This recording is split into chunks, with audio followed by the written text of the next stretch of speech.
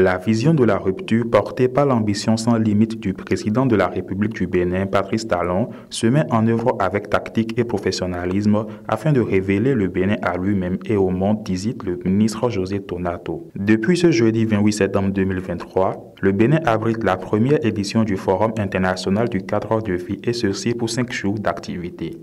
Le lancement officiel des activités du dit forum a été fait par le ministre d'État Abdoulaye Bio-Tchané sur l'esplanade de la place de l'Amazone à Cotonou avec la participation de plusieurs autorités telles que les ministres du cadre de vie et des transports chargés du développement durable José Tonato, celui de la décentralisation Raphaël Akotegnon, le directeur général de la construction et de l'habitat Victor Ananou, des corps diplomatiques, des préfets, des partenaires et investisseurs socio-économiques pour ne citer que ceux-là. Le thème de cette première édition du forum qui s'intitule « Bâtissons un cadre de vie durable » selon Victor Ananou interpelle à plus d'un titre au regard des défis majeurs à relever dans les domaines de l'habitat, du développement urbain, des changements climatiques, de l'environnement et des technologies de l'information et de la communication. Dans ce contexte précis, il rappelle l'objectif de ce forum suivi du motif ayant conduit le ministère du cadre de vie et des transports en charge du développement durable à initier ce forum. L'objectif de ce forum, mesdames, messieurs,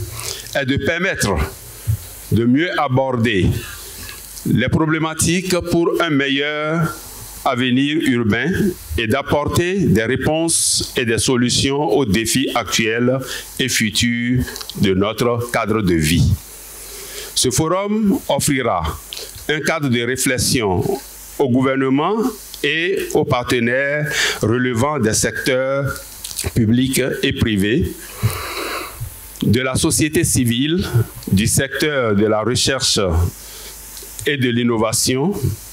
Il leur permettra de partager leurs expériences sur des enjeux spécifiques en lien avec les thématiques qui sont retenues pour une réponse concertée, orientée et coordonnée afin d'appuyer efficacement le gouvernement dans la réalisation de ses besoins pour l'atteinte des objectifs nationaux de développement et les objectifs de développement durable. Par ailleurs, en initiant ce forum, le ministère du cadre de vie et des transports en charge du développement durable entend contribuer fortement à faire rayonner le Bénin et à renforcer son habitat et son attrait pour les investisseurs, les entreprises et les partenaires internationaux dans le secteur du cadre de vie.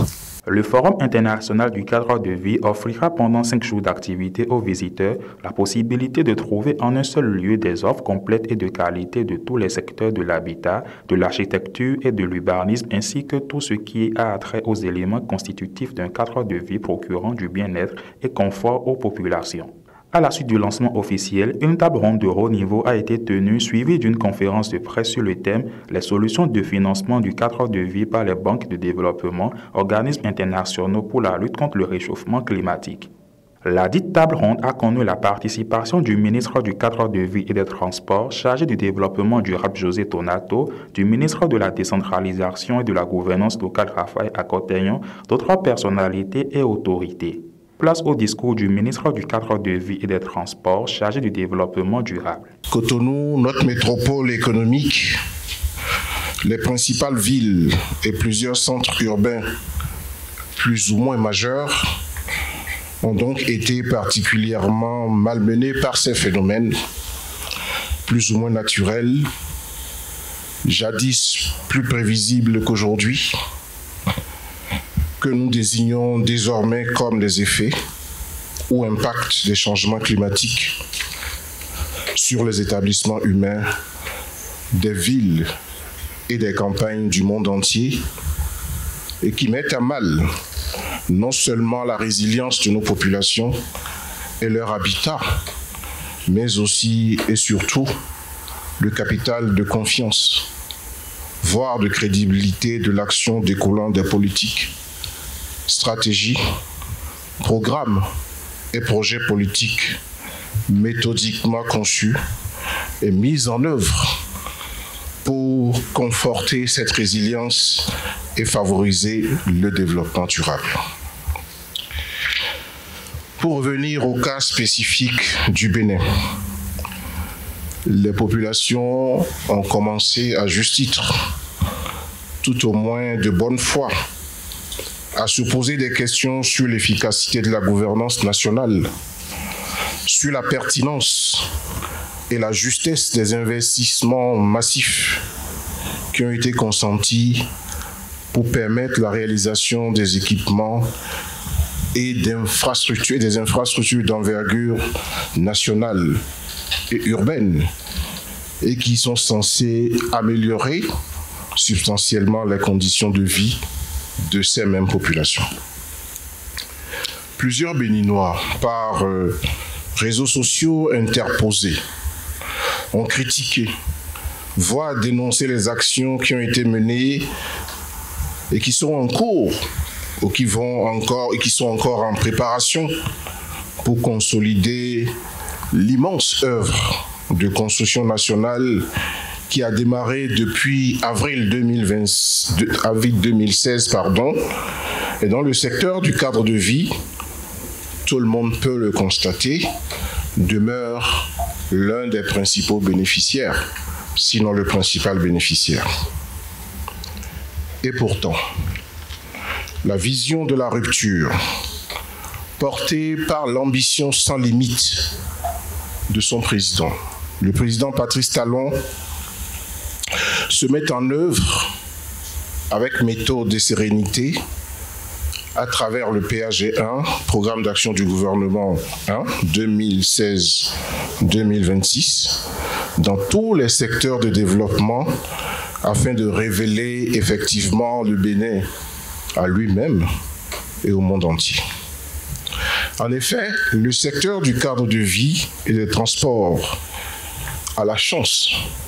d'être un des chantiers de prédilection du chef de l'État. Et ceci, certainement, pour le bonheur de nos populations. Elles savent que nous portons la redoutable responsabilité de la visibilité de cette action, tout en ayant l'avantage de la mesure de l'impact de cette action ainsi que du degré de satisfaction des bénéficiaires.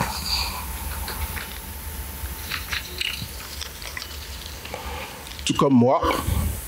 vous connaissez la longue liste des projets désormais emblématiques que nous portons, pour ne pas citer exhaustivement ces projets dans ce cadre limité d'ouverture du forum. Mais je m'en voudrais de ne pas mentionner le programme de construction, de rénovation et d'extension des infrastructures administratives, cité ministérielle de Cotonou, cité administrative d'Abomey-Calavi, 11 cités administratives départementales, nouveau siège de l'Assemblée nationale du Porto-Novo, la vice-présidence de la République, les hôtels de ville des communes à statut particulier, le centre des affaires maritimes. Vous pouvez en douter, c'est plus de 400 000 mètres carrés en construction pour rénover et moderniser le cadre de travail des fonctionnaires béninois. Le programme de construction des logements économiques et sociaux, RUEDO, à Abomey-Calavi, 11 000 unités.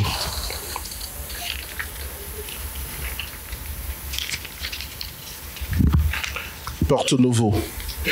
Ouida, Alada, Barakou, en attendant l'ensemble des chefs-lieux des départements dans une vision écologique fondamentalement orientée, développement durable et gestion durable. C'est 20 000 unités que le gouvernement a choisi pour amorcer la pompe et montrer le chemin que nous souhaitons désormais et dont doivent s'imprégner les promoteurs immobiliers du secteur privé. Le programme d'amélioration de la voirie urbaine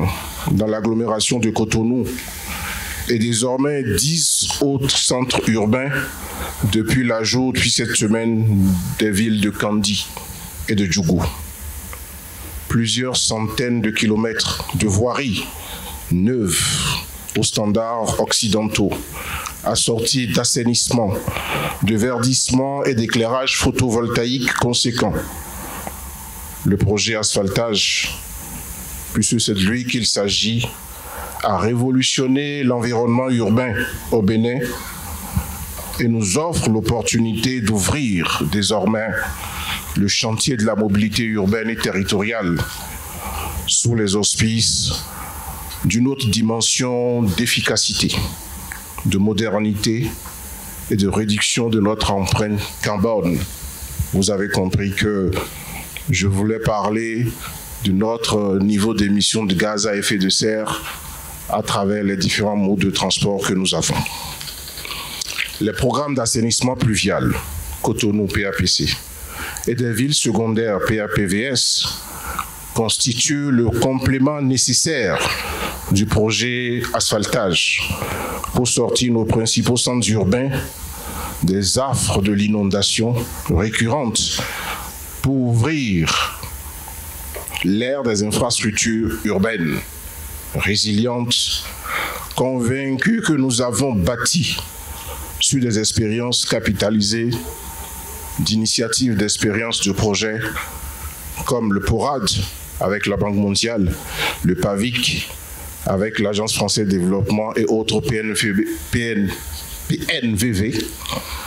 Mais je vais arrêter la liste parce que je ne pourrais pas citer tout le monde. Le programme de gestion des déchets solides ménagers et de la salubrité du Grand Nokoué. Vous l'avez remarqué, la société de gestion des déchets de la salubrité est un exemple unique qui fait déjà parler de lui dans notre environnement sous-régional, voire continental. Cotonou apparaît aujourd'hui comme une ville propre et salubre. Porto Novo, Ouida, Abomey-Calavi, Sémé-Podji et Parakou lui emboîtent déjà le pas. Gestion des déchets, enlèvement, tri et valorisation, enfouissement aux normes internationales, salubrité des rues, curage des ouvrages d'assainissement pluvial sont maîtrisés et cette action prépare son déploiement dans l'ensemble des centres urbains de notre pays. Depuis 2007, plus de la moitié de la population mondiale vit dans des villes et cette proportion devrait atteindre 60% d'ici 2030 dans le monde, a affirmé le ministre d'État Abdoulaye Biyo-Tchani, tout en faisant un feedback autour de la préoccupation du PAG en 2016 et les nombreuses actions du programme d'action du gouvernement menées jusqu'ici dans le rural aussi bien que dans l'urbanisme qui projette le Bénin à l'horizon 2025 comme un pays majoritairement urbain. Depuis 2007, plus de la moitié de la population mondiale vit dans des villes et cette proportion devrait atteindre 60% d'ici 2030 dans le monde. Ici au Bénin, on pense que 45% de nos compatriotes vivent déjà dans les villes. Notre préoccupation en 2016, lorsque le PAG dont le ministre parlait tout à l'heure était élaboré, était de savoir quel était l'accent primordial qu'il fallait donner à ce programme. Devions-nous investir davantage dans le développement rural ou dans le développement urbain? Et pour les économistes qui sont ici dans la salle, vous le savez, ça a toujours été notre préoccupation, la problématique. Investir davantage dans les villes ou investir pour le développement agricole, développement rural. Eh bien, nous avons tranché à notre manière, et le ministre l'a rappelé tout à l'heure à travers les différents projets qu'il a listés. Nous avons opté pour le développement du cadre de vie, qui n'épargne aucun secteur. Vous l'avez vu à travers les différents projets, qui n'épargne ni le rural, ni l'urbain. Et ça a été, je pense, le génie de ce qui a été décidé, parce que vous le voyez aujourd'hui, aussi bien dans nos villes que dans nos campagnes, le cadre de vie s'améliore de jour en jour.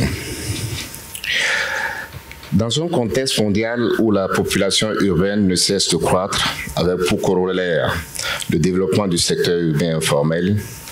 Il est d'un enjeu capital pour les sociétés et les gouvernements de réfléchir sur ce cadre de vie durable. Et selon notre 4e recensement général de la population du Bénin s'établit donc en 2013 à 10 millions à peu près, avec un taux d'accroissement de 3,5. Et aujourd'hui, peu ou prou, la population du Bénin devrait être autour de 12 millions. Le nombre de villes de plus de 200 000 habitants est passé de 2 en 2002 à 8 en 2013, avec un taux d'urbanisation qui est passé de 38,9% à peu près 45%, comme je l'ai rappelé tout à l'heure. Ainsi, la population rurale représente environ 55% de la population totale. Et selon les projections de notre Institut de statistique, le Bénin devrait devenir à l'horizon 2025 un pays majoritairement urbain et atteindre en 2042 un taux d'urbanisation de 70%. Ceci montre les défis importants auxquels nous sommes confrontés déjà et auxquels nous allons être de plus en plus confrontés, ce qui justifie déjà d'ailleurs les discussions que nous avons autour de l'accroissement de la population et son impact sur le développement économique et social. Une telle accélération de l'urbanisation engendre d'importantes pressions sur la demande de services sociaux et d'infrastructures de base, sur le marché du travail, sur le marché du foncier et sur l'environnement de façon générale. Ceci produit d'énormes conséquences nuisibles à la société, comme le chômage de masse, les violences de toutes sortes, l'insuffisance de logements décents, la pollution, la dégradation de la santé publique et la mise en danger des écosystèmes et du patrimoine physique. Si cette dynamique persistait, elle ferait peser d'énormes risques sur le bien-être collectif et individuel. Le présent forum vise donc à adresser l'ensemble de ces problématiques ainsi que leurs effets plausibles, avec pour ultime objectif l'identification de solutions de mitigation, de prévention et de renforcement de résilience. Distingués invités, mesdames et messieurs, voilà l'essentiel des motivations du présent Forum international du cadre de vie. L'objectif du développement durable, numéro 11, vise à faire en sorte que les villes et les établissements humains soient inclusifs, sûrs,